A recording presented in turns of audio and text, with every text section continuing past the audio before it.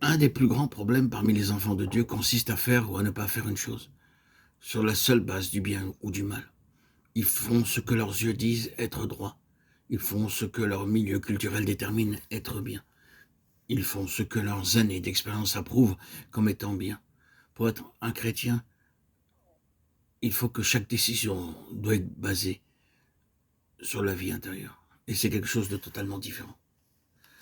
Mon profond désir, c'est que nous puissions voir qu'un chrétien ne doit pas parvenir à prendre une décision autrement que parce que lui indique la vie. Si la vie qui est en vous s'élève pour faire une chose, alors vous devez la faire.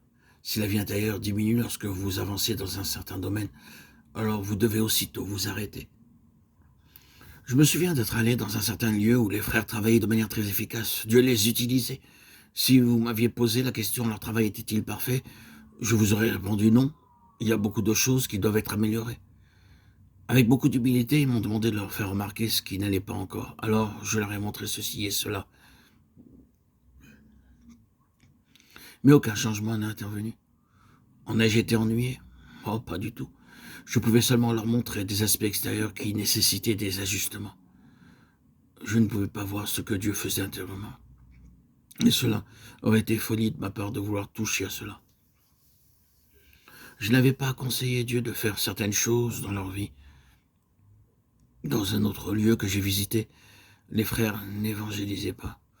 Ils ont discuté de cette question avec moi et ils m'ont demandé si je ne pensais pas qu'ils devaient évangéliser.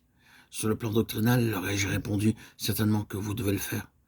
Ils ont reconnu qu'ils le pensaient aussi, mais ce qui est surprenant, c'est que Dieu ne leur donnait pas la vie pour le faire. Dans une telle situation, si nous connaissons le Seigneur, nous devons nous tenir dans le silence, car nos voix sont gouvernées seulement par sa vie et non pas par le bien ou le mal. Frères et sœurs en Christ, bien-aimés, chers amis, auditeurs, auditrices, le contraste entre ces deux principes de vie est immense. Trop de personnes en sont encore à se demander, est-ce que c'est bien que je fasse ceci? Serait-ce mal de faire cela? La seule question que doit se poser le chrétien est celle-ci. La vie divine qui est en moi s'élève-t-elle ou se réduit-elle lorsque je pense à cette chose? La réaction de la vie divine en moi doit déterminer la voie que je dois suivre pour chaque détail. C'est une question d'une extrême importance. Sur la montagne de la transfiguration, Moïse était présent. Il typifiait la loi. Élie était aussi là, représentant les prophètes. Le standard légal était là et le standard prophétique était aussi là. Mais ces deux aspects du ministère oral de l'Ancien Testament ont été réduits au silence par Dieu.